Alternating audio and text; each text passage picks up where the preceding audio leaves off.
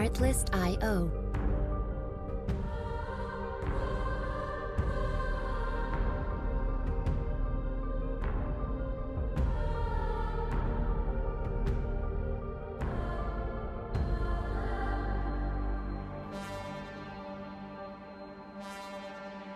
Music licensing reimagined.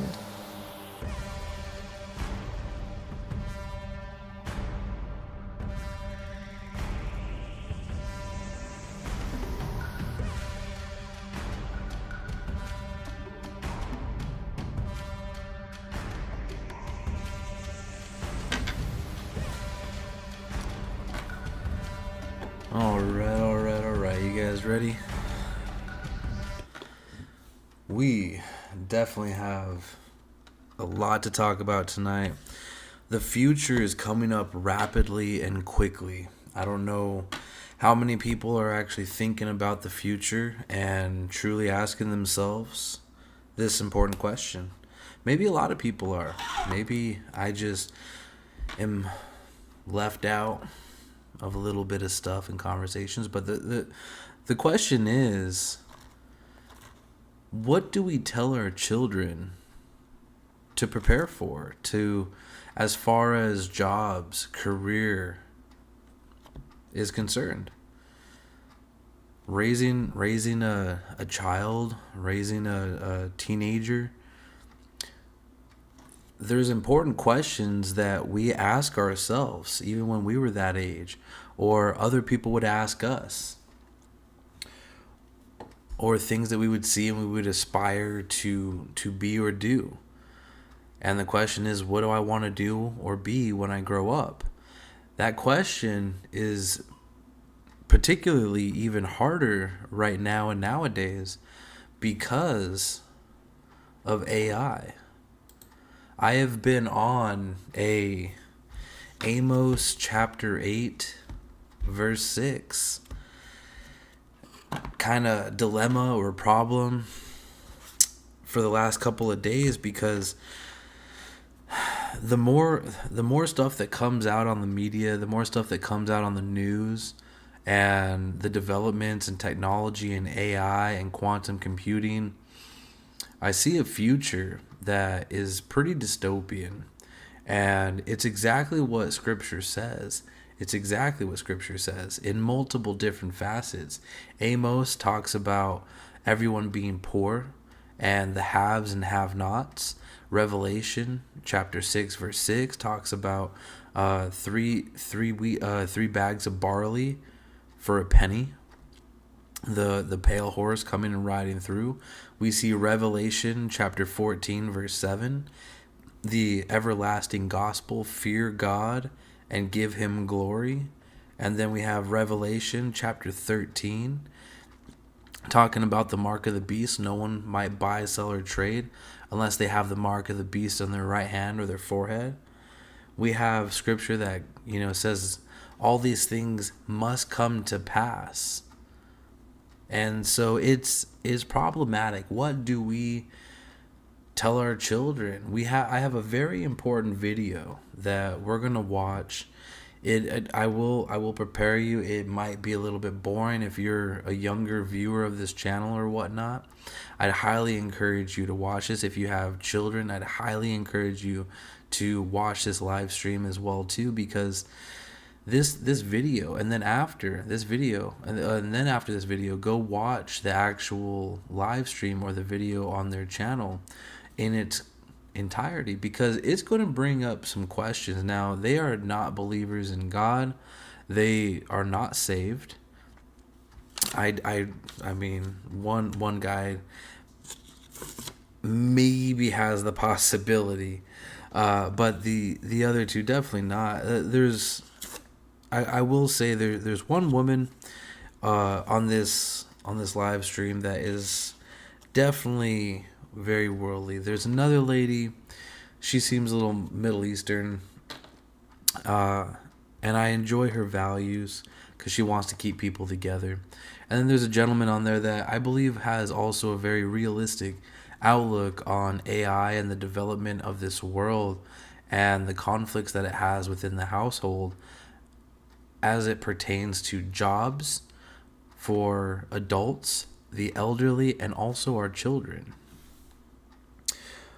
Now, these people that we're going to be watching and doing a commentary and study on is not political leaders, but they are advisors.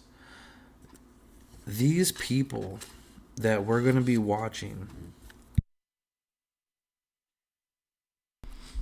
are advisors to high-end companies, and they're very intelligent people. They're very, very intelligent people. They are not dumb by any measure. Lost, but not dumb.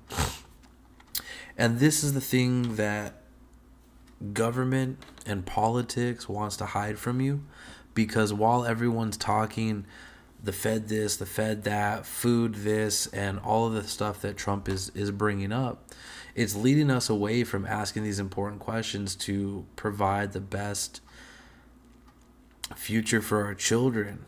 Now, I'm talking a lot about the future, our children, and the AI, and not really saying or adding God to it. And I understand that, because this conversation comes from a little bit of a different perspective, because there's two things that's going on that I think is very critical and valuable to the believers in this video, and talking about it from a worldly perspective a little bit, because we have prophecy, which I'm going to bring up and show you guys, of we know the end. We know this has to take place.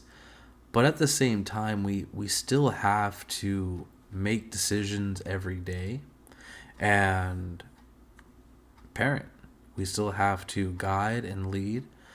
And we can't guide and lead if we don't have Jesus part of our life, if we're not following God. So I take the position, and I assume that whoever's watching this is dedicated Christ follower and reading scripture, seeing what God wants us to do, upholding the commandments, and rebuking the devil, and staying away from sin.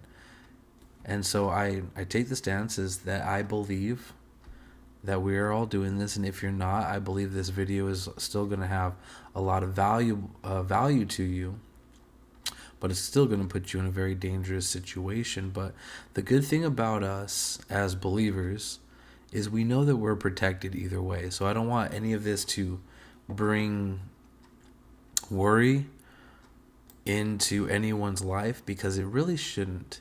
But it's a very important topic that we should have with all of our families. What do I tell my daughter to go after that'll be a stable job? God does tell us that we have to work to provide for our families, right? Now, women are a little bit different. They don't necessarily have to provide for their own, but our young boys, our young men, what would I tell my nephews? To study, go for, or try to master, so that way they can have income in the future, because UBI is very, very real at this point if the future keeps going this way. And I believe that it is. So let's jump into this real quick.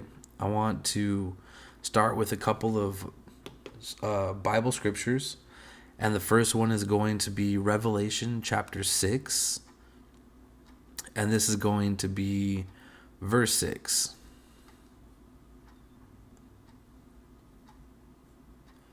All right. And I heard a voice in the midst of the four beasts say, a measure of wheat for a penny, and 3 measures of barley for a penny, and see thou hurt not the oil and the wine. This is going to be what the end is going to look like. Things will not be easy. They will get harder and harder. But faith and belief in Jesus is the only way to get through this. Or if you're a worldly person, then you have to play the game. And it's going to be extremely, extremely hard. This is going to be, and Amos gets into it. Let's click over it. And this is what Amos is talking about, is there will be haves and have-nots. those that have wealth, or at least the ability to provide, and those that don't have the ability to provide in any way, shape, or form. So a lot of people are going to go through loss. A lot of people are going to go through so many things, and we're going to touch on this a lot. I have a lot of notes. We're going to go through this video, and you know, the crazy part, and something that I saw that made me sad earlier, is listening to this video. I think it was one of the gentlemen on here brought up a very valid point, that there is going to be an increased need for therapy, or there is already a increase in therapy. Therapists are climbing, are growing, because as society collapses, and the collapse of society doesn't mean that businesses shut down necessarily. Collapse means less need of workers, you know, the job loss, but doesn't mean that business is down. But the more people that become homeless, the more people that, and these are the people that don't have God, but the more people that are put in these situations where they are downsized because they didn't use AI. And yes, you heard me correctly. Some workers have been laid off because they have not used AI in their job. But the more and more people that go under these economic and financial stresses and cracks, they will end their lives, or they will take lives from other people. And I saw that. Amos chapter 8, verse 5 and 6. Saying, when will the new moon be gone, that we may sell corn and the Sabbath, and we may set forth wheat, making the ephah small and the shekel great, and falsifying the balances by deceit, that we may buy the poor for silver, and the needy for a pair of shoes, yea, and sell the refuse of the wheat. It's so easy to buy the poor. It's one of those sad dystopian things to think about, truly, because when we look at the future of AI is going to increase in productivity. It's going to increase the ability for individuals to create, and it's going to give a lot more independence to entrepreneurs and the creative folks in the world, as well as outside and abstract thinkers. But for the majority of people, it's going to destroy. It is going to destroy the foundation of the world. And so when we see the mark of the beast in Revelation, I think this video gives it a little bit more of an urgency. Believe it allows us to open our eyes to see what is coming around the future. And this stuff might not even be in the next 10, 20 years.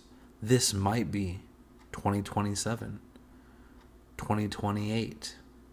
Maybe in the next 5 years, 2030. There is an agenda, 2030.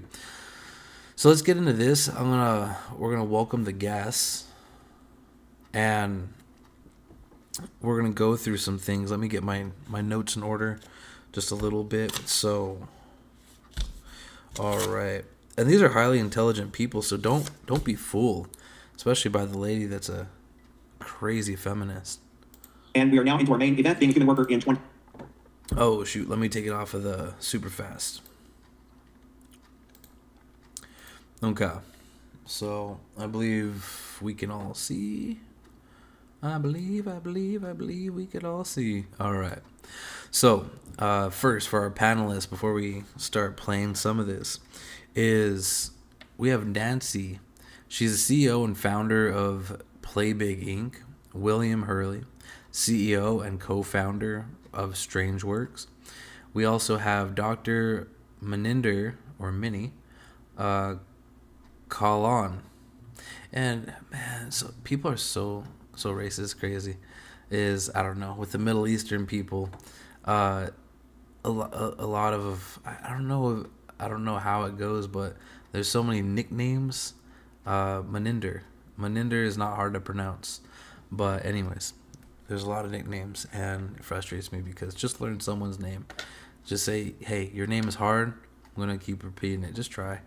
I think it's the lack of effort that really gets under my skin. Pet peeve. Anyways, let's get back into it. She's a professor at Dell Medical School. And then also, this gentleman does not arrive or show up, but this is Dr. Art Markman, Senior Vice Provost of Academic Affairs and Professor of Psychology at the University of Austin.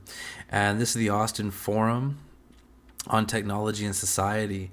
Now, these are some of the leaders and people that guide and instruct companies on where the world is going.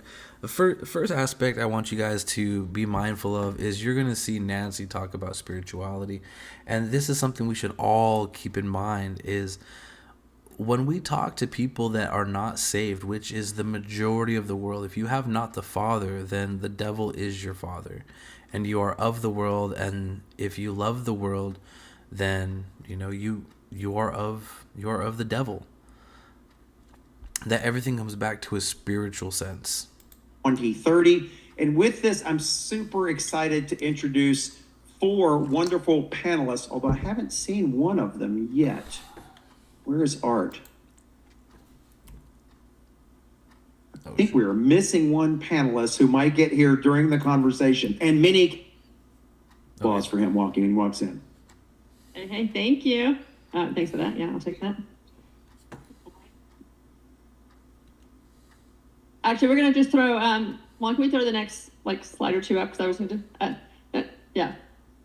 So I was gonna say, just for context. First of all, I'm super excited to be joining this with you all. Thank you for making the effort to be here live, and thanks for those who are joining online. I think it's always helpful to understand who is here and why potentially we have something to offer to this topic. But before I do that, I was just do a quick little context, because part of what I do is go around the world helping people better prepare for the future. At the heart, I'm a strategist. I'm really, really focused on helping people feel better in the know about where things are going, not just strategically where we are now, but that we're keeping our eye on where things are going. And as we all know, it's happening really fast. So this is Jay's conversation about the human work and the skills of the future. I'll just contextualize that by saying we are early days, right? So you can call it 1% or however many percent, but whatever we say here, it is very early, it is very emergent. And so this is a point of view as opposed to a stock recommendation that we know exactly where it's going.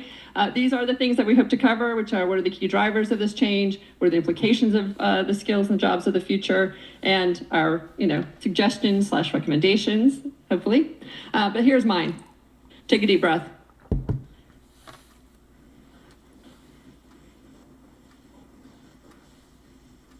Yeah, thank you. Perfect, thank you. So I'll start with a recommendation, which is take a deep breath. Very, very sincerely, right? All the neuroscience shows that when we do that, we're able to take in new information. I have literally been practicing the 4-4-6 breath quite frequently lately as things are changing and as the news keeps coming on my phone all day long. So I would suggest you do the same. See, and this is something that I wanted to bring up. And the reason why I let that play a little bit longer is that way we can all understand that the people that truly control this world might not necessarily be a one individual or 2 individuals or a small little group, but it is also small little cogs that make up the wheel. And she is definitely one of the cogs. What she was just talking about is a breathing pattern. It comes from the Kundalini. It is Ayurvedic or Hindu doing breathing patterns is and doing this new enlightenment type deal to broaden your horizons. So many and I have an affinity to this because for the longest time a neuropsychologist is what I wanted to do and be. I really was fascinated with understanding the brain, what makes up the brain, and what truly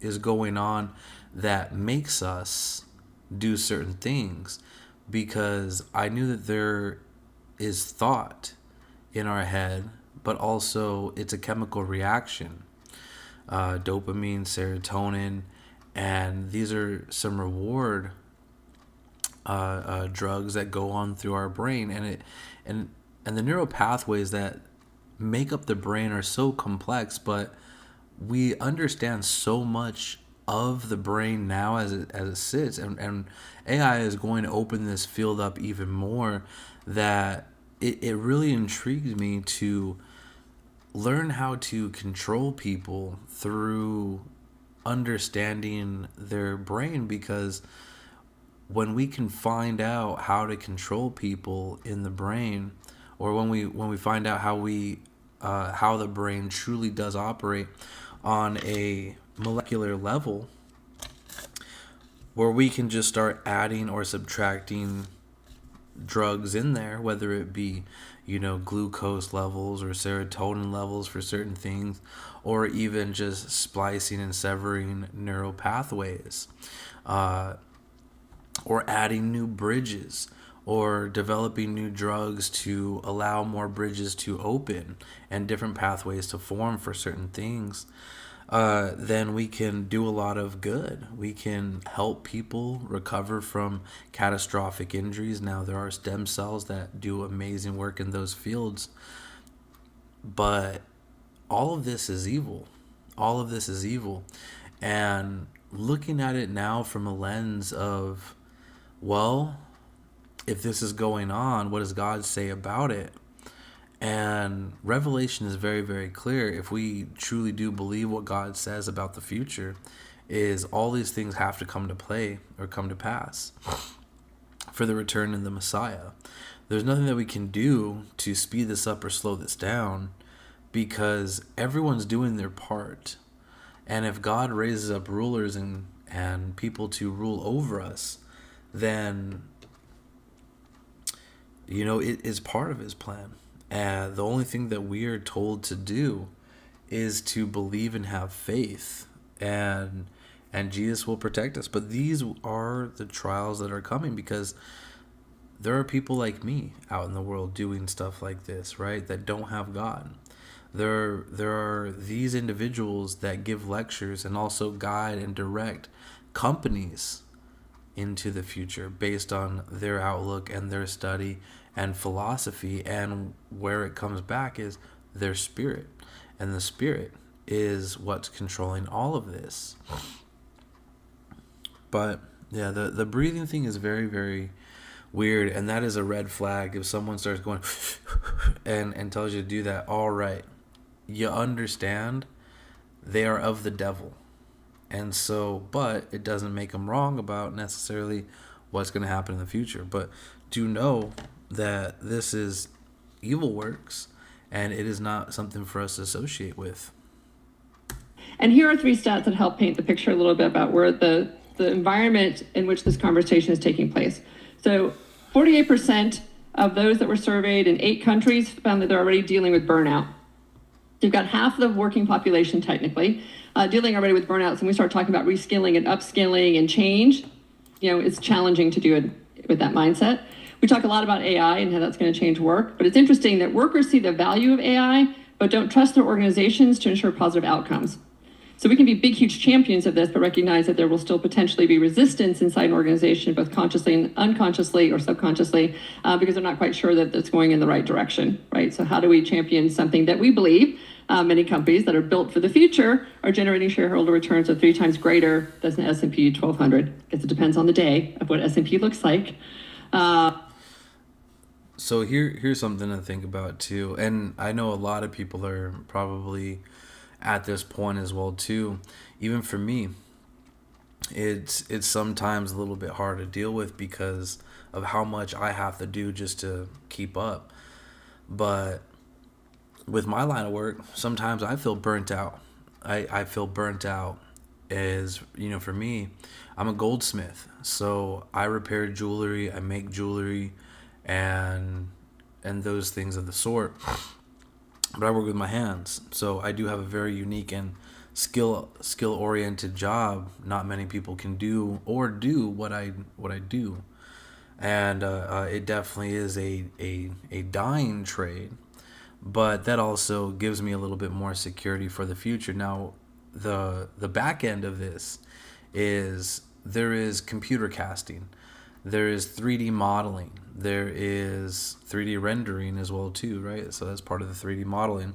But you open up a CAD software and you can design your own ring, send it to a machine, and it'll cast you in place. But then you still need a jeweler to clean it up, make it perfect, and then maybe even set stones.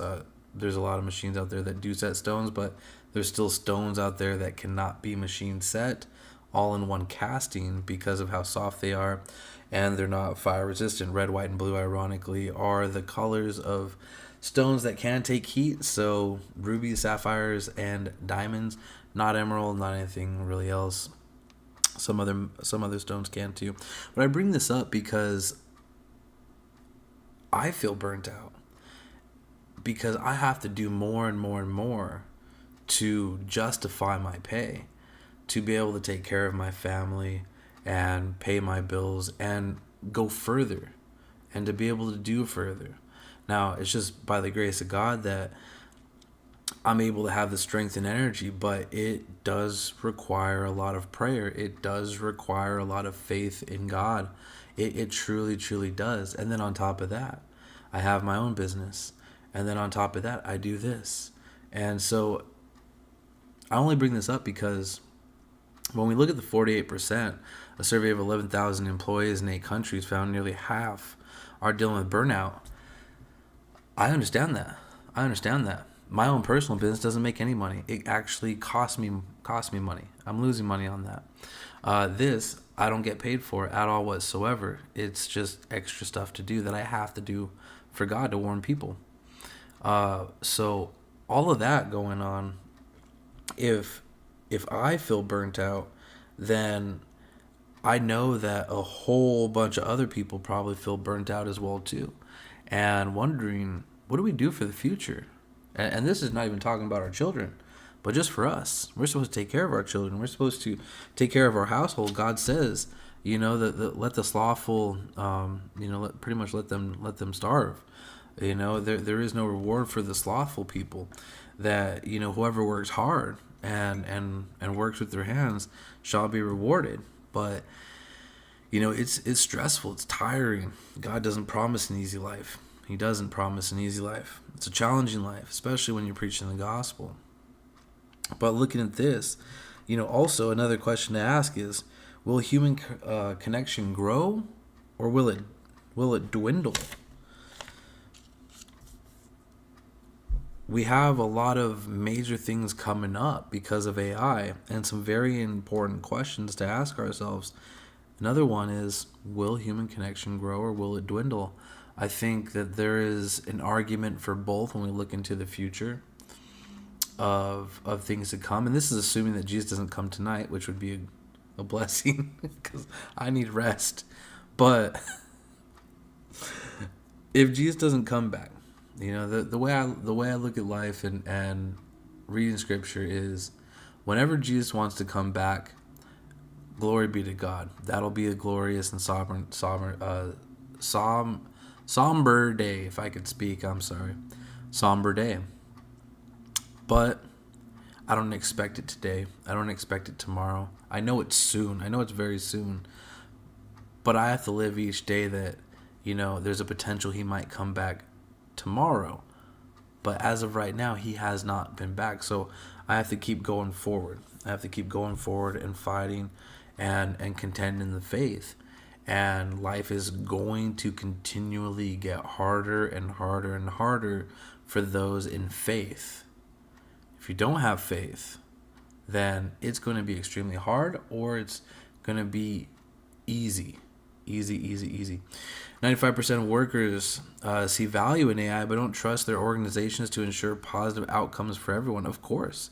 Now, this comes from the WEF, so Accenture, and also the WEF from 2024. And I believe that because I don't know how many jobs out there are using AI. I know a lot are using AI. My channel uses AI. But when being implemented, are we going to use it? And or when our bosses or managers or CEOs or companies start using AI, are they going to think about us and bringing us along with, or are they going to leave us to the wayside and just say sorry, but I have AI? That's another question we need to ask ourselves. 3 times companies see built for generation shareholder returns almost 3 times greater than, let's see, companies built for the future are generating shareholder returns. Yeah. AI is it's a beast. It's a beast. I have, and this just shows such a small portion, but there is AI investing. There's AI investing that anyone can get for free, and it's crazy. It's crazy how much money they can earn you, and so that's scary. That's scary. So looking at the companies, yeah, of course they're building 3 times greater than the S&P 1200. Of course, because they're quicker at their buys and sells when they're selling their portfolios each day and multiple times a day, and they're also looking at overall trends. You look at an overall trend, and you commit to it. You commit a large portion of your life to it, then yeah, you're gonna know it. All right, let's get back into this video. All right, now we're gonna skip a little bit further to this gentleman.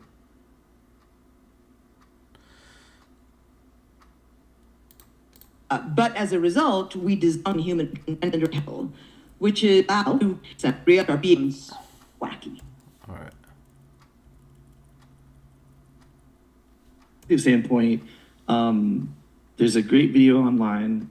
I would maybe call it an AI realist, but we are on the precipice of some tremendous change. And so I work in the field of quantum computing and advanced computing, and today I started using a computer that uses actual human neurons embedded in silicon, which now that actually does creep me out a little bit.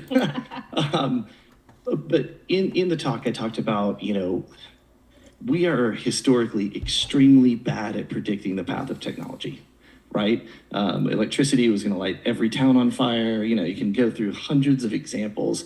And I talked about that. And the Terminator thing, that's not realistic. Why would an AI kill you all with nuclear weapons? It would just poison the water supply for 50 years and you'd die out peacefully, and it would have the whole planet to itself, right? That's not how things work.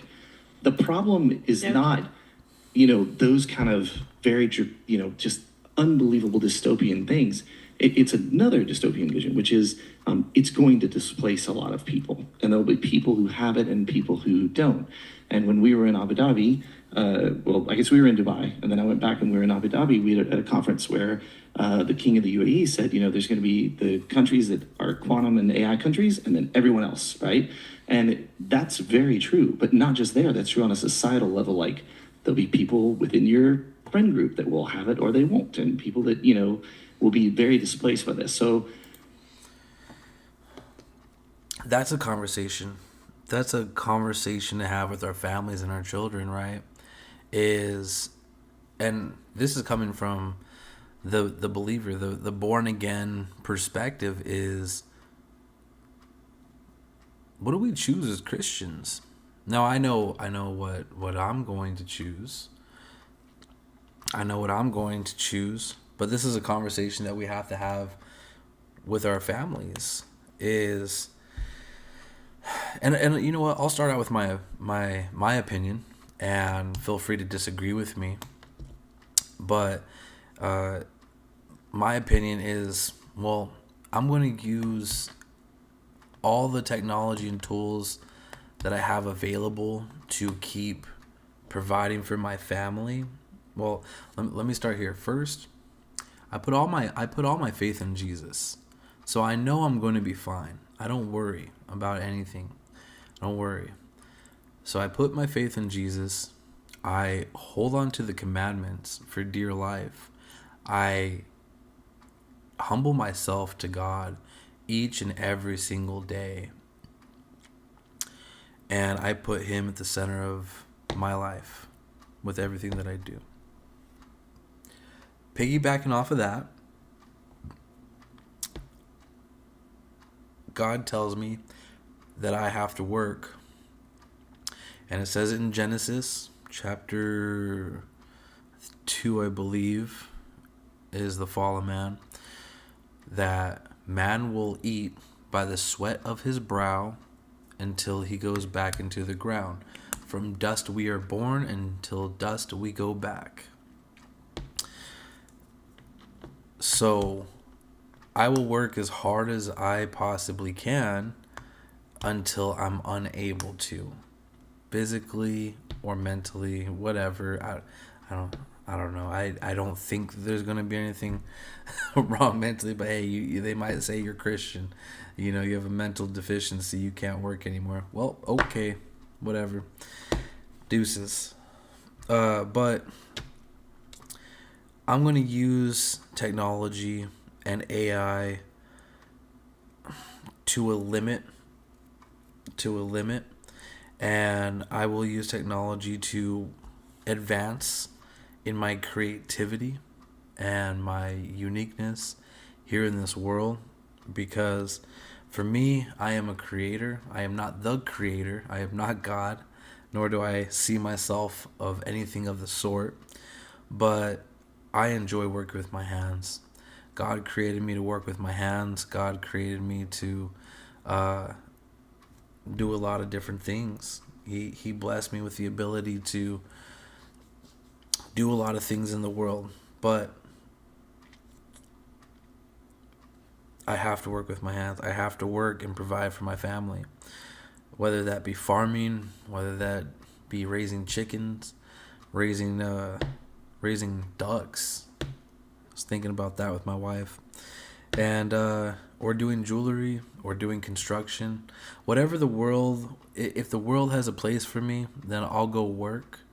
I'll go work and try to be of service and the best employee that I possibly can, assuming that, you know, I don't ever make it as my own boss 100% and be able to live off of my own stuff. But I'll do it. So this is the question that we have to ask ourselves, is how much technology are we going to allow into our households as faithful believers? Because there will be a mark of the beast. And from my perspective, honestly, I would love if the power just shut off. Honestly, I can't wait until the day I'm told not to work anymore, because I won't take the mark of the beast, or I won't get that piece of software, or I won't put anything in my arm. I won't get that microchip in my body or anything, because I won't do that. I won't do anything that compromises myself to God. You know, if I lose an arm and they say, hey, we have this regenerated arm, I'm not going to get the arm. If I break my hip and they say, oh, well, we have this artificial hip that you could get, no, I'm not going to get an artificial hip. Let me die.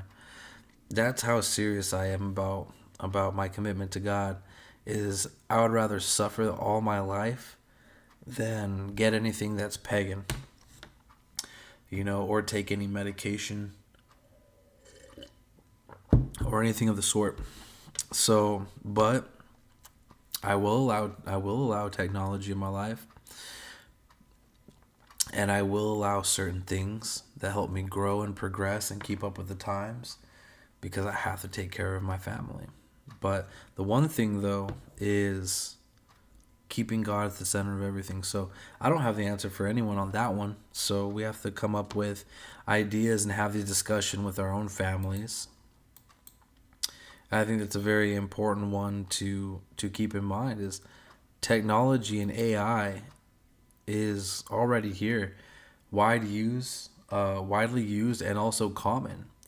So, as faithful followers of God, how much more are we going to allow? Maybe it's time to regress. All right, let's jump to this, and we're going to be talking about some AI layoffs, and this is very, very serious because this also might affect me as well too. We have to be okay with the outcomes no matter what. Percent of its people. And the way they did it was they did a company that today, you know, you were talking about work a minute ago. Today there was a company that I advise that laid off 20% of its people. And the way they did it was they did a survey to find out what AI tools you used in your job. And everybody who didn't use an AI tool was put on the hit list. Wow. And displaced from a job. So, you know, developers, we've already lost a couple million jobs worldwide for software development, right? So like, it's not something that's the future, it's happening right now, but people aren't quite paying attention to it. And the systematic effect is that if you're a developer and you lose your job, you got to find a job. So where do you go? You go for whatever job you can. So are you taking the Uber driver's job? No, Waymo's doing that, right? They launched it in Austin today, right? So there's going to be this waterfall effect of really smart, intelligent people who also need to make a living, who are going to take more and more opportunities. Which is the opposite at lower of what, like levels. Byron Reese, right? Byron Reese is That's another topic of point and discussion, right? Is the AI layoffs. Let's listen to that just one more time, because what he brought up was a very critical problem and point. That's the kind of view I come from, and I think we're already seeing that. Today, you know, you were talking about work a minute ago. Today there was a company that I advise that laid off 20% of its people. And the way they did it was they did a survey to find out what AI tools you used in your job. And everybody who didn't use an AI tool was put on the hit list. Wow. And displaced from a job. So, you know, developers, we've already lost a couple million jobs worldwide for software development, right? So like, it's not something that's the future, it's happening right now, but people aren't quite paying attention to it. And the systematic effect is that if you're a developer and you lose your job, you got to find a job. So where do you go? You go for whatever job you can. So are you taking the Uber driver's job? No, Waymo's doing that, right? They launched it in Austin today, right? So there's going to be this waterfall effect of really smart, intelligent people who also need to make a living, who are going to take more and more opportunities. Which is the opposite at lower of what, levels. like Byron Reese, right? Byron Reese is another Austinian who's written a lot about this kind of thing, and Byron has always advocated that, or suggested, that it's going to go the other way, because now it'll be augmented, and I'll have you I'll let her finish superpowers, the and it joke. can be a, you know, Uber driver that now can become whatever, a teacher, right? Or a teacher that becomes an engineer that becomes a whoever. There's only one problem with his thought: economics. Right. Money. It's like the Uber driver won't be able to afford all those bionic implants to do that. Okay. And that's actually a very valid point and question right there as well too. You know, this is reality. This is reality. This is a discussion that you won't find in the church because pastors, ministers, they don't care about your well-being and future. Now, they only care about their money. They only care about that you keep giving, and they won't give you the real gospel. They won't give you the real gospel. And I want to start with this, right? Is because no matter what we hear, it goes back to one thing. There is only one solution for these problems, and that's Jesus Christ. Because the more I think about this and guiding to the future, leading our children, and even just protecting ourselves so we can provide for our families, is none of this is possible without having God in our lives. And it's more critical now than ever. I mean, it's always been critical that we have God, and I've understood that the last couple of years.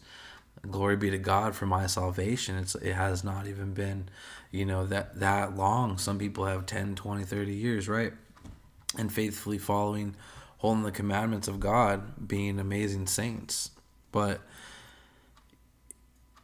it was pressed upon me when I cried out to the Lord, and he ended up saving me and giving me that mercy, is that the time was near. And when we pay attention to AI and what's truly going on, other than, oh, we now have a Federal Reserve backed by Bitcoin, and the AI's czar, Alan Sachs, that's connected to Palantir, and Palantir is connected to Peter Thiel and Stephen Cohen. You look at Stephen Cohen, and he was part of Stanford and SLE. He was a SLE kid, and you look at the morals and the philosophy of SLE. It's and just so many other different rabbit holes that you can go down.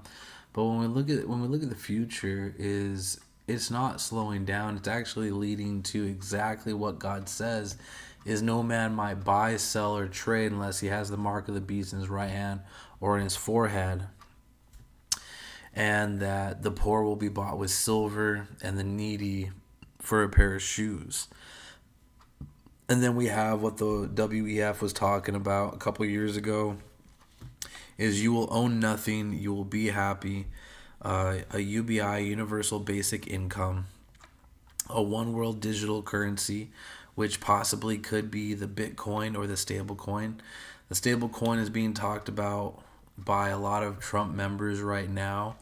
And what they said is they want to assert their dominance on the market, because if they're able to do that right now, then it will force other countries to adopt the stable coin, which is backed by or traded in the US dollar, and it'll give strength back to the United States dollar.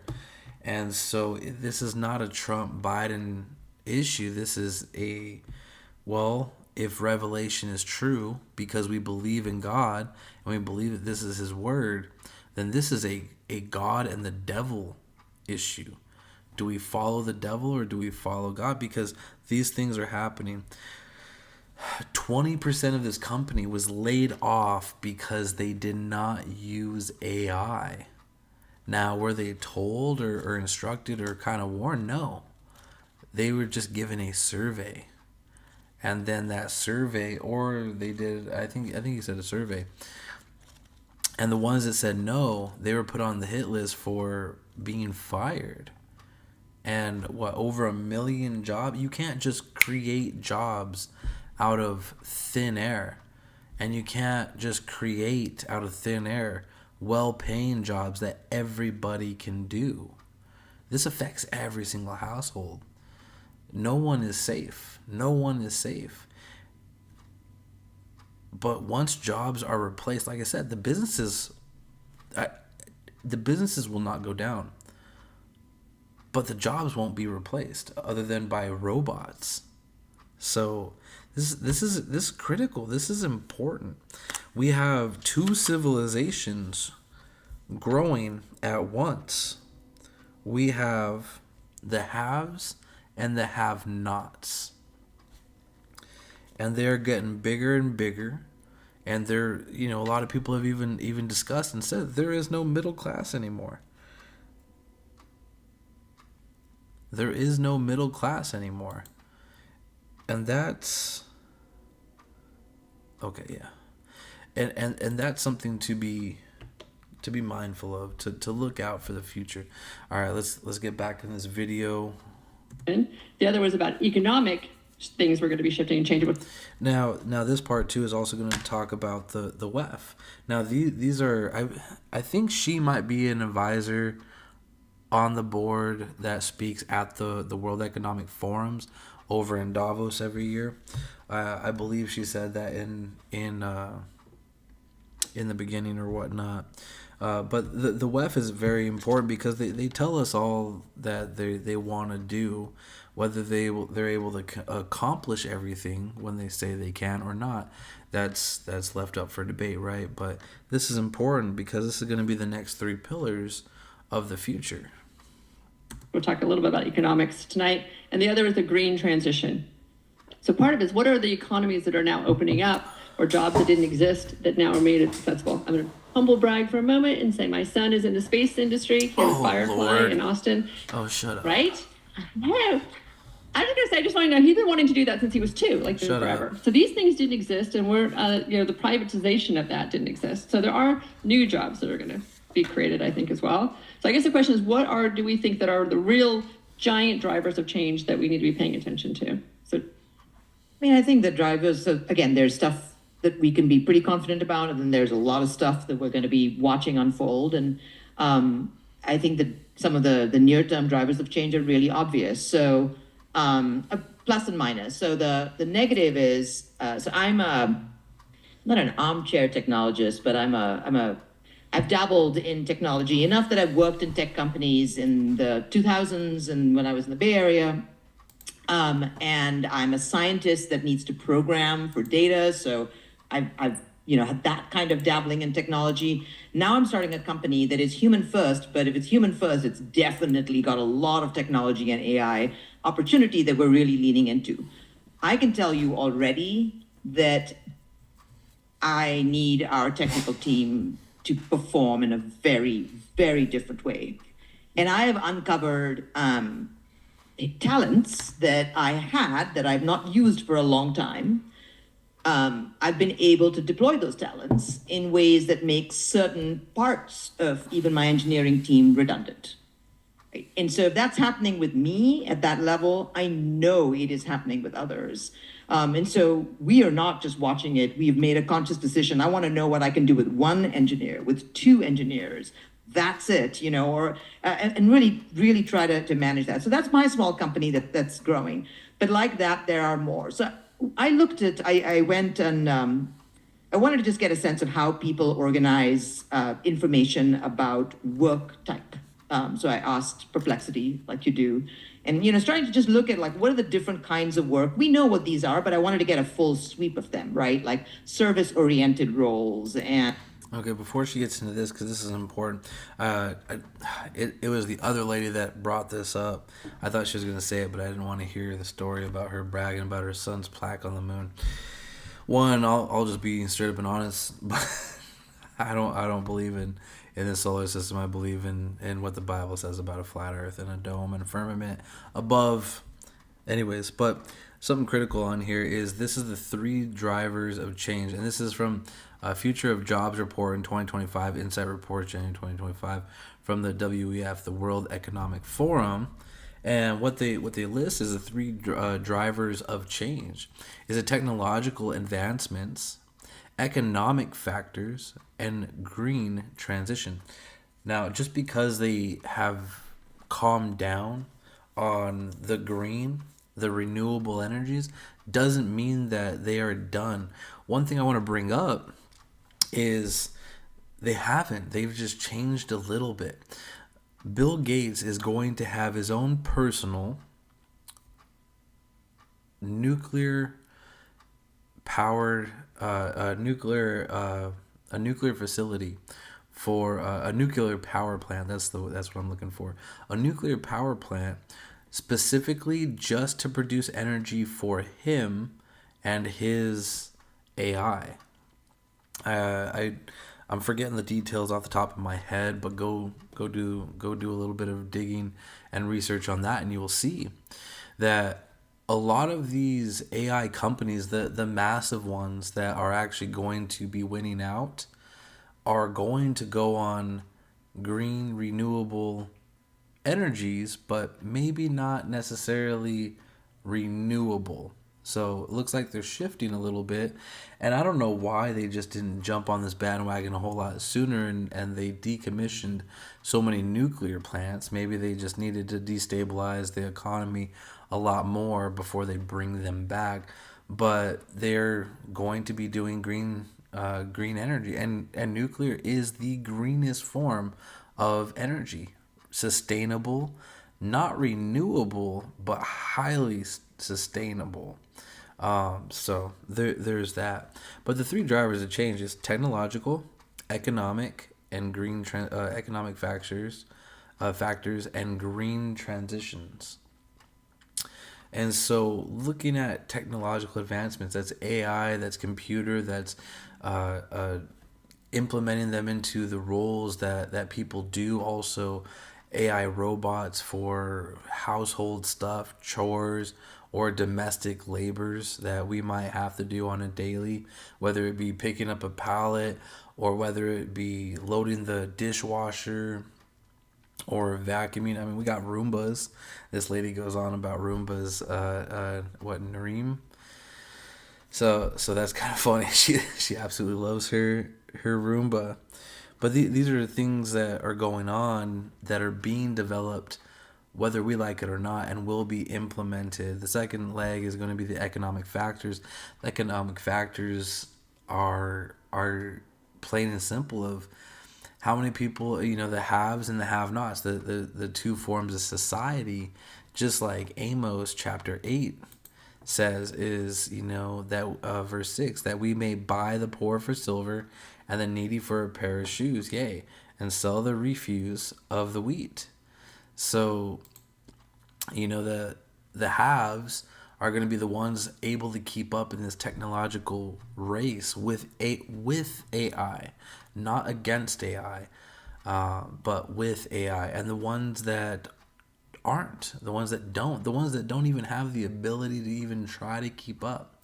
The world has been split and is going further and further away. Now, this is why we need Jesus to come back ASAP, but that's going to be the economic factors. The green transition is, all right, how do we give power and energy to all these places and companies that do need the energy to be able to implement all these technologies into the structure that we have for the economy?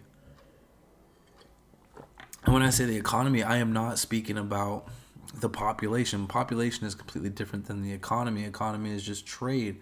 Economy is going to be bartering with other countries, businesses to businesses, providing a product and transferring a product to someone else. So, all right, the next thing we're gonna jump to is, well, let's continue on just a little bit. Manufacturing, like you're building things with your hands. Anyway, and there are certain expertise related roles. I have to say that. Okay, I do want to pause here because yes, she did remind me, is the expertise that I believe what she's about to bring up is a key, kind of a I don't want to say a cheat code because it's not a cheat code. But I think something that we need to warn our children and prepare them and guide them, and also for ourselves to be able to be molded and learn to be creative and think outside the box and in abstract ways. But the people that are creators, I think, will have a place in the future, and the people that aren't creators will not have a place in the future. And I believe that this is going to be with God or without God.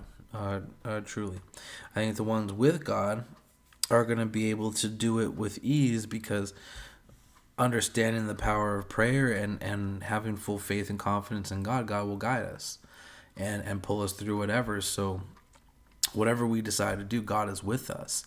And I believe God's promise is, if we have God, then who can be against us? So whatever we decide and choose to do for work, I believe that's a force to be reckoned with, and to have someone who's godly in your presence is a blessing. So I think that there will be a place, and then there will also be a place for believers that are outside of this as well too.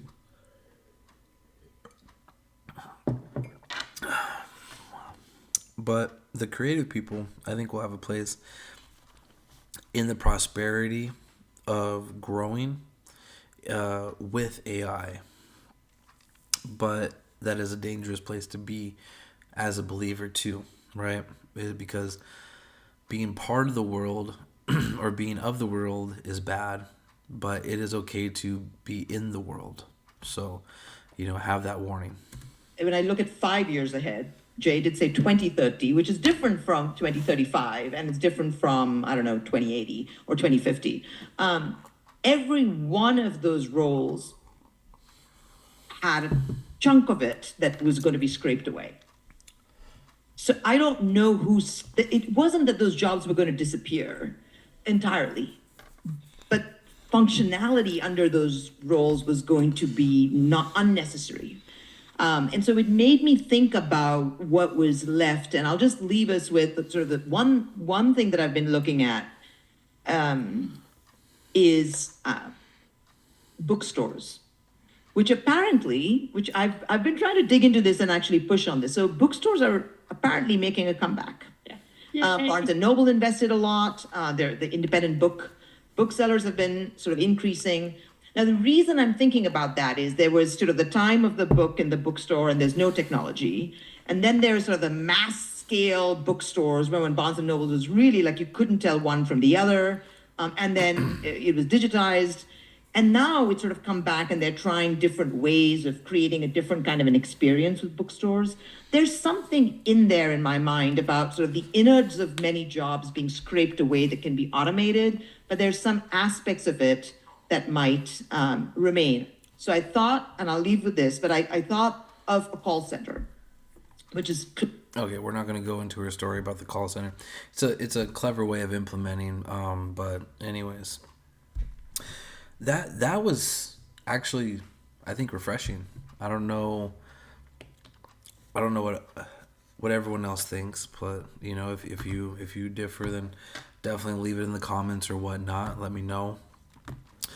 But that's exactly what I see as well too. Speaking for myself is, you know, and now.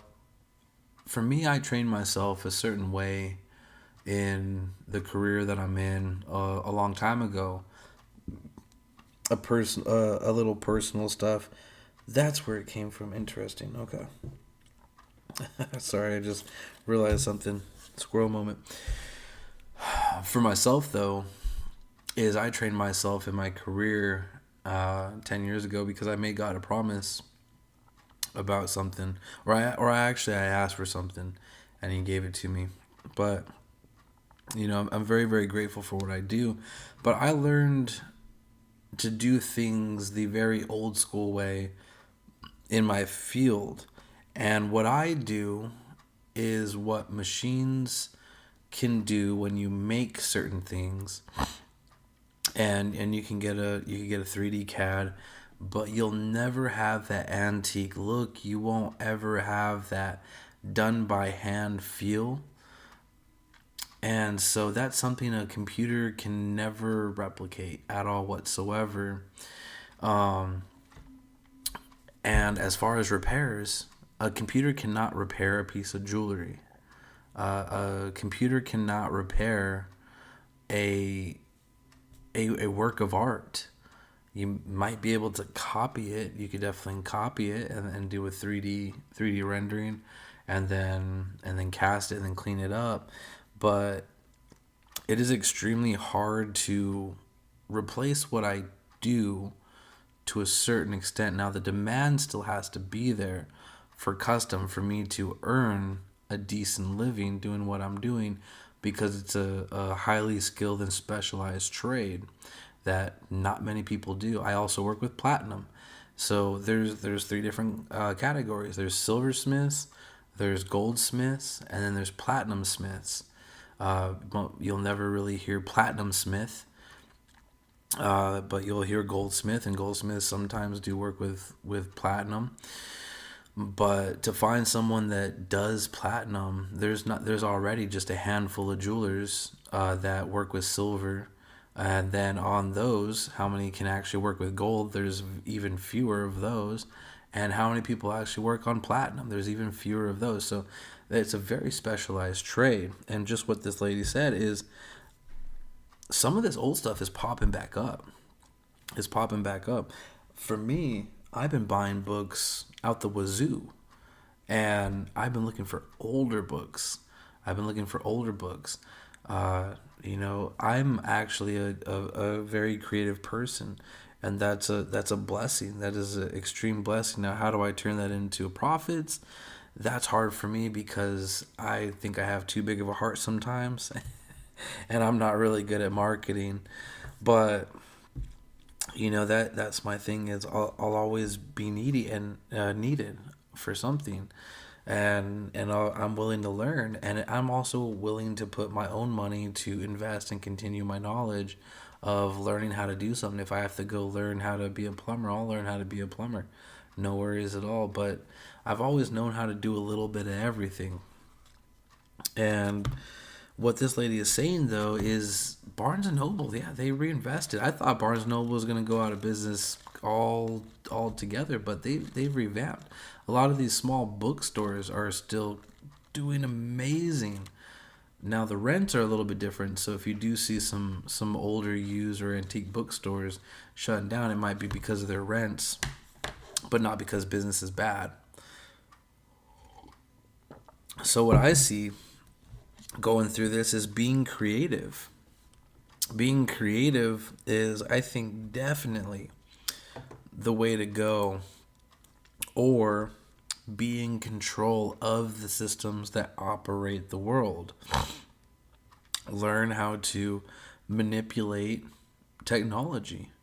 You know, that's going to be through AI. How can you put in programs, can you put in directives for AI to get exactly what you want, better than all the other 12-year-olds that can do it amazingly?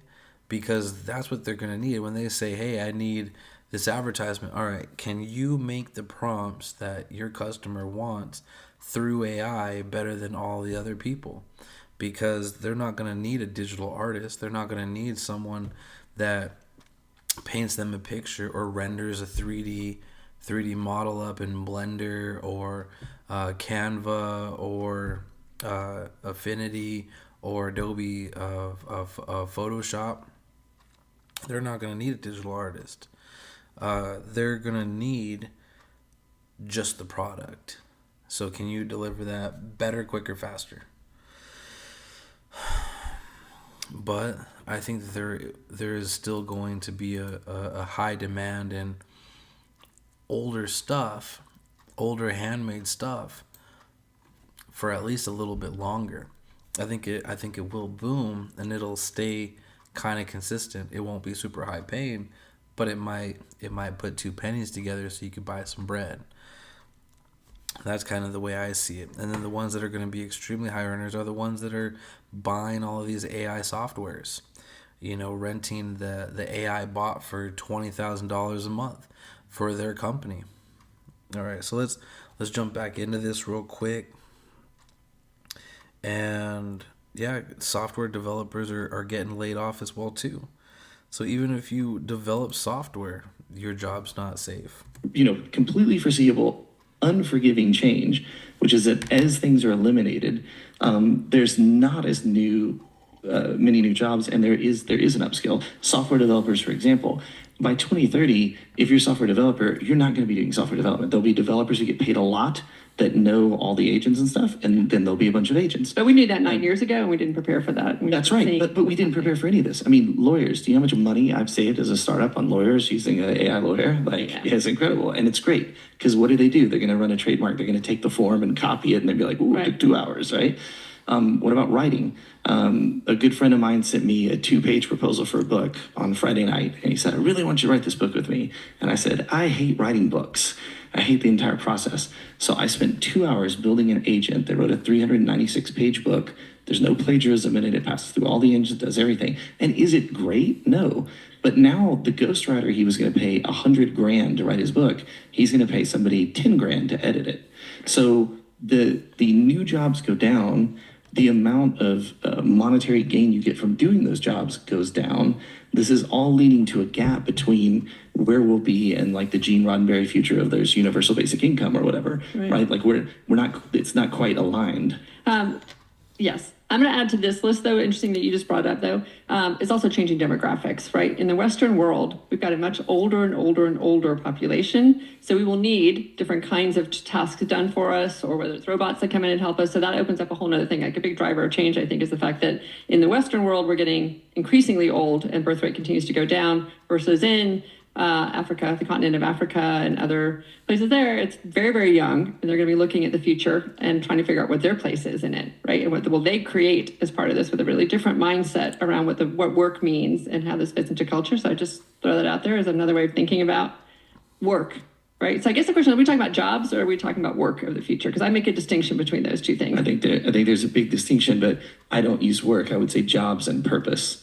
So, and I say the difference between future of working, which is jobs, and the future of work, which is paid and unpaid, the thing that I do to add That you value love, on the it's planet. purpose that you, yeah. And right. I like to Express call my- it, I like to call it purpose to distinguish it a little more than work and Or jobs. right? livelihood and. Yeah, livelihood, and something like purpose. that. But even like Yeah. I said, I feel that you get paid. Like this whole idea about unpaid work is a really, really important part of the equation that's going to happen in the future. Because again, I will say I've got 5 roles on the planet, 2 of which are paid, right? And all that other stuff was both purpose driven. It was to express who I am on the planet, is to add value to the thing that I thought was missing. It's to somehow have a creative outlet. It's for whatever reason, I go do those things. And we don't have an economy. So we're going to talk a lot about the fact that the missing piece in all this is All right. It's hard for me to listen to her because she's just I really don't listen. I really don't listen to women, and especially feminist women. But I mean, these are the people. These are the people that are leading the future. Leading the future. All right, now we're going to jump into this next topic that they're going to bring up, which is surprising, because I didn't even think about it. I just didn't think about this at all. But there's going to be so many people that end their lives. There's going to be so many people that get divorced. There's going to be so many broken homes because of this. And there's going to be a rise also in therapists. Let's get into this. Not seen the world be proactive in the ways we do need the world to be. So I don't have an example, and maybe others do. But I do think that there is opportunity to look at skills that are left on the table today that maybe have a time to shine and that may gain economic value. And that's, you and I were talking about this before, and that's where we think about emotional intelligence, our inner lives, and what we need. And in the end, we are still here. So we need things as human beings.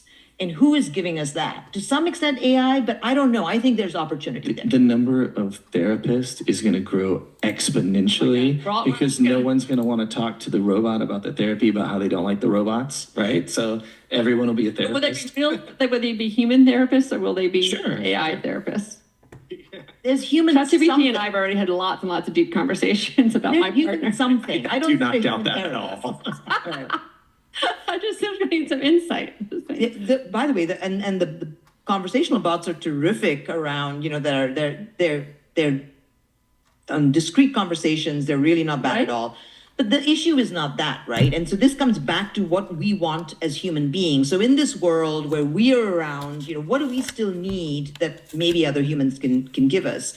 So bots are really good at mimicking, but in the end, trust and our sense that we're talking to a human being, that is important. There's something there, I think. And by the way, this is where we're going into a space where I don't know, I honestly, and I don't think anyone knows. I cannot predict how much of my need for human connection can be substituted for by sophisticated bots. I don't know the answer to that. And this is the number one biggest problem I have, because that is based on age and perspective.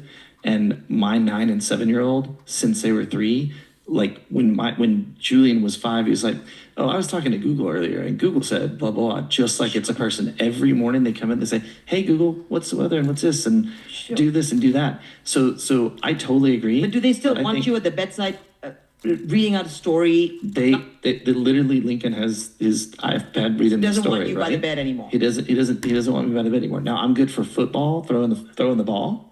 I'm good for Until getting the robot comes over. getting punched or whatever.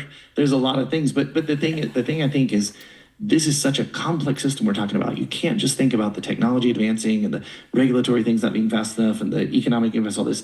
You have to also think about the perspective of age, of their Amen. generations being raised with, this is just normal that you ask the machine this or that. It's not a machine in the way we see it, right? So when you look at all of it, there's hundreds of variables, affecting millions and hundreds of millions of other variables that will determine where this future goes. And I think the one that scares me the most is people are lazy. Unfortunately, a lot of parents are lazy, right? And while I try to use this to educate my kids, I see the effect of people who just be like, this is a new babysitter, like an iPad. for sure. And then There's it that. completely changes everything that we're talking about. But I will go back to You know, and that's the funny part. That's the funny part, because Christians are horrible at this as well too, because they're not saved. They're truly not saved, and you could tell by the parenting. You really can. With these, they're not even helicopter parents. There was helicopter parents that would allow no harm to their children, but these new parents out here are just, here's a phone, go have fun. Here's an iPad, or here's a tablet, go have fun. And they don't care about their kids. I was at Costco just the other day, and this little girl was, I think maybe right around 5 years old, 7 years old, I don't know. She was in charge of pushing the cart, and she had a stupid phone in her hand, watching a video the whole time, pushing a cart. And the mom was on her phone walking away. The son had this weird Q-tip hair. He looked gay. And it blew me away. It blew me away of just, this is the thing. This is what's going on. Is therapy is going to increase because AI is going to be taking people's jobs. And also, kids look at technology completely different than us that grew up before technology was a common thing in the household. Before video game consoles or handhelds or a PC, the personal computer was even in the households. Before all of this, when our parents told us to go outside and don't come home until the streetlights came on, right? But don't be home later than when the streetlights come on. It was kind of a double-ended thing. I remember several times running back home saying, oh, the sun's going down, and then getting through the threshold of my door just right after it got dark, and wondering if my dad was going to spank my butt because I was just that little late, saying, I'm so sorry, Dad. I meant to leave. I lost track of time, and I ran all the way here. I'm just so, but we looked at technology different. Kids look at technology different than we do, and this is at fault for parents that are too into technology. It's okay to use technology and to use it for your advantage, to grow and use it as a tool, but technology is just a tool, and that's how technology should always be looked at. But children don't look at it as a tool. They look at it as a buddy, as part of their soul, as part of their life. So many kids right now, you take their phone away and give them nothing, they won't know what to do. They'll freak out. Throw a fit. And this is very, very common. Take their Game Boy away. If they still play Game Boys, I don't think so. But take their cell phone away, and they will throw a fit. One of the common phrases when I was growing up is, "Why do you have a cell phone? Who are your friends? Who do you know?" And that was kind of funny, because kids, we don't know anyone. You're not supposed to know anyone when you're a kid. You're a kid. You shouldn't be socializing with adults. You shouldn't be socializing with teenagers. You shouldn't even be socializing through a text message or a screen. You should be out there socializing with other kids and just playing in the dirt, playing on bikes, throwing mud at each other, snowballs at each other. That's what you should be doing. But kids have access to the whole world of sin, the whole world of destruction, and the whole world of the prince of this air. All right, we're going to be continuing on, but children, they look at the world differently than we do, and they look at technology different than we do. Points and counterpoints around this, right? It is the greatest time to be alive in the history of our species, but it's also going to be the biggest disenfranchising potentially ever if we don't start addressing these issues. And I'm afraid that people don't care enough about their fellow man and everybody else as in mass to be having those I know. conversations. And again, I get to hang out in a circle where we really, really do, right? And I talk Like a lot you are. about the rise Like, of, but also the rise of the Sure, feminine that's and a the full fraction conversation. of a fraction. I'm going to say fraction there's of the more out there than you population. think that there are, and I'm working every day to increase that number and the potency of those people, so they believe that it is possible. Respectfully, because we're both in this group. We're going to dinner Sunday to finish. we are actually very good friends. but I argue because when I give a talk in Abu Dhabi, I use science's thing. 2040, 8 billion people on the planet, less than 0.1% remotely involved in science. That's including administrators, everyone. Okay, so this is the point I want to get to in a second. So I'm just That's what I thought. one of the part of it is, I think, again, increasing our understanding of the distinctions when we talk about work. So I just use it quickly then get the future of working versus the future of work and the work of the future, which is patterning away from extractive systems to create prosperity for all, right? Like that I do believe is the work of the future. And I don't think it should just be a small percentage of us that do it. I think it should be more. But there's something that you said in the Dubai, Worley gave the keynote at the Dubai Futures Forum in 2023, and I've actually swiped a little excerpt of yours, and I take it and put it in my talks around the world without giving you any credit or portion of my speaking I'm fee. perfectly fine with that. But I do give you full attribution. But it's that snippet, and I almost brought it today, but I figured we had you live. I don't need to show a video. But let's talk about the citizen scientist of the future and how old that person will be. Yeah, I mean that's part of that whole. All right. Best and worst time to be alive. There's so many good points that they're bringing up, and like I said, they're worldly people. They are not saved, but these are very valid questions that I think even us as Christians, and I say that loosely because I'm talking about people that are truly saved. People that are truly saved should be asking ourselves as well, what do we teach our kids to do? Do we teach them to learn technology, to get a job?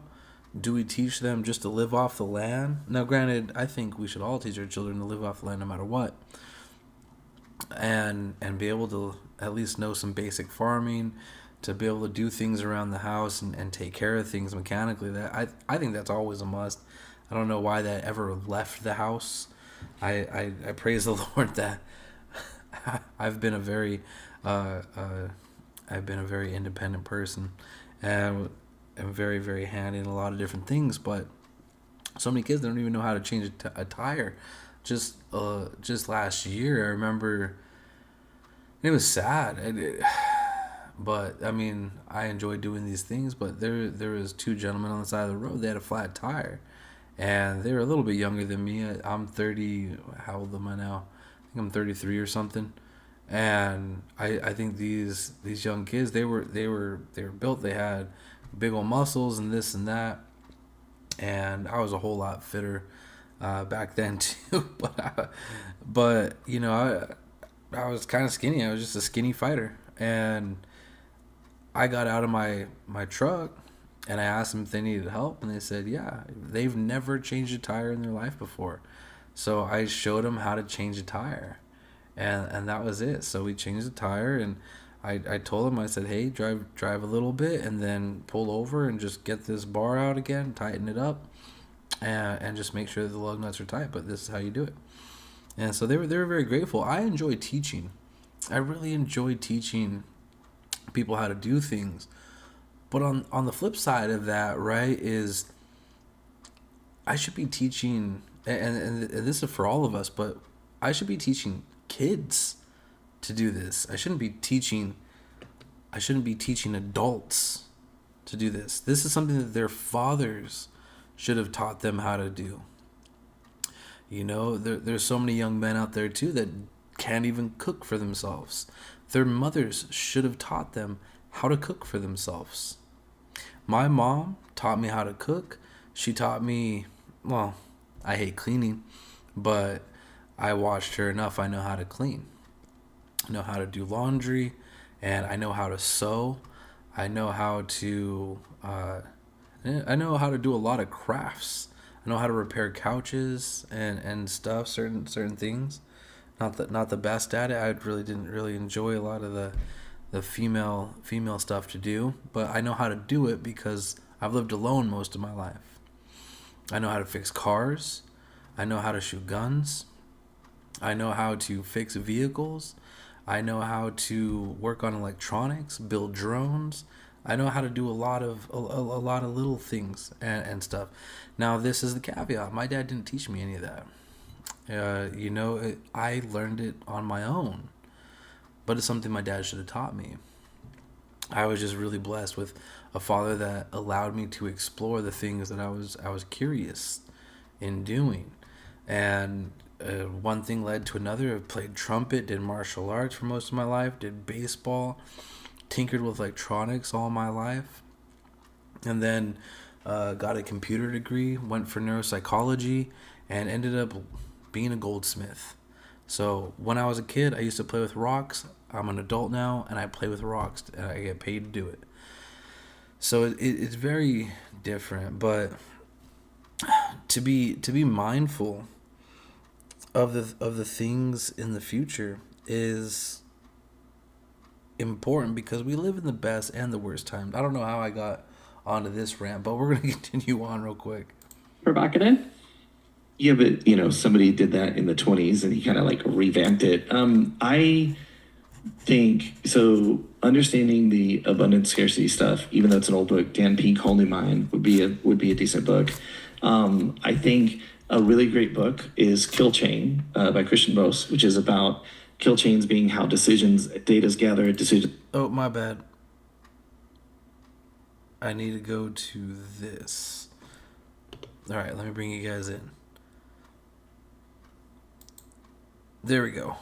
All right, 5420. Not 52. By entrepreneurs, I wouldn't believe half of it. but like things are creative things that are going to get you to do it. It's no longer about you going somewhere and getting knowledge. It's about knowledge you create. It's about what you can share. All the stuff you're talking about, that sense of community, that sense of collaboration and working together. Do we think influencers are going to still matter? Are we going to have? They're already trending down. Do you know how many AI influencers are on Instagram? They're fake people that people act and interact with like they're real people. I know. My friend is like, "Oh my God, have you seen this woman? Like, I thought she's so hot or whatever." I was like, "That's literally in the description. Says it's a fake person. What are you talking about, you psychopath?" But that's an interesting thing as people are becoming more and more emotionally attached. This goes back to the neuroscience, right? To their chatbot, to their robot, to their AI model, to their whoever. There's a whole nother conversation. I got a really nice hammer I like, but I'm not in love with it. Yeah, I mean, I really am attached to my robo vacuum cleaner. We've given it a name, and there's something about it that you feel connected. It still is never going to replace what I have with my kids or my husband or conversation around a dinner table, etc. But yeah, I mean, I think I definitely. We are definitely at a time where the haves and have-nots are going to be exacerbated for the reasons that you mentioned. But in the particularly privileged place that I sit, and it is, there's like a large amount of space that I'm interested in exploring, which has opened up that I don't think was as open before. So, for example, in my company, I've always had very particular ideas about design, but I would never have implemented anything because it takes me ages. I don't know how to use tools, and it's just like it takes too much time and energy. I actually don't need anyone now. I've realized I could sit back and I can bring my design interests to life because I've just got this tool that literally, for the first time, and it wasn't true last year, it's literally happened over the last couple of months, I feel, where we've got to the place where I can build. I don't know what kind of engineering partner I actually need. So I'm going to say, so in 5 years, you can do that with your digital twin, with your synthetic self. That's about how I might apply it. Right now, I'm applying it to create things that, for my business. I don't fully understand like how a digital twin is going to be useful to me or not. It's a separate question. That is a question around how much will an artificial being, how will it actually make me, but a digital version of things. I want to comment on hers, but I want to come back to you. Question. I just want to say we have a friend, somebody you met in Dubai, one of my friends, who does not go to any Zoom meeting, who has used HeyGen and a bunch of other tools, and there's a fake them in every meeting And she has done this for 16 months, Yeah. and nobody has caught on yet. And it sends her a transcription on her phone, and then she writes an email, "Great meeting everybody, blah, blah, with ChatGPT." 16 months this person has had literally a digital twin. So I see where you're going there. And I'm shocked. And she invited me to join one of the meetings. And to be honest, I was like on FaceTime with her, watching the Zoom, and I was like, wow, like I'm actually like, it was really, really good. But the thing you're talking about, which is the most exciting thing tonight to be excited about, is we live in the age of the ideas, and any idea can become good. And also this age of you can take agency over anything in your life. I had a health scare in December. I loved. All right, we're not going to go into his health scare. But that's the blessing and the curse of this world right now that we're all going to have to contend with. And, well, we just got to be okay with it. Excuse me. This is the best time to be living right now. And the worst. I don't see how God's going to tarry much longer. But, it's the what they were bringing up at the very end is the digital twin. Whether it be a physical digital twin or just literally a digital twin that, they already have a digital twin on all of us. Everything that we have done online, they've already compiled multiple records of what we do and have cloned us, literally. Our daily lives and what we do, where we go, our patterns, our interests, our dislikes, the people that we communicate and associate with, the things that we like in this world, the things that we eat, the time that we go to the bathroom,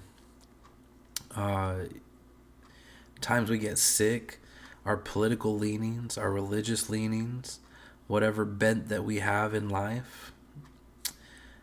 It's already a digital twin. Now it's about implementing that digital twin into the world as well too. That's another subject for later.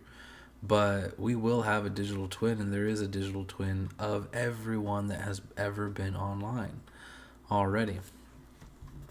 Whether you accepted it or knew about it or not. And so this is the time to create. This is the time to create, and thinking about our children, leading them, guiding them, teaching them, instructing them, it goes back down to this. None of this matters, and none of this is possible without God. Nothing discussed here tonight at all matters if you don't have God, because whatever they're talking about, most likely you're already left out. If you do have God, it still doesn't matter, because God's going to guide you no matter what. We put our faith and trust into our Lord and be overcomers. Love His word, love Him. If you love God, you'll hold His commandments. If you don't do His commandments, you don't love God. And if you don't have God in your life, then you are a child of the devil. And there is a place for you. And destruction, turmoil, and also trials and tribulations. All of these things are real. And so whatever happens going forward in the future, it's more important now that we get as close as possible each and every single day to get closer to God and submit to His authority and submit to His commandments and submit to His love. Love God and do the things that God wants us to do.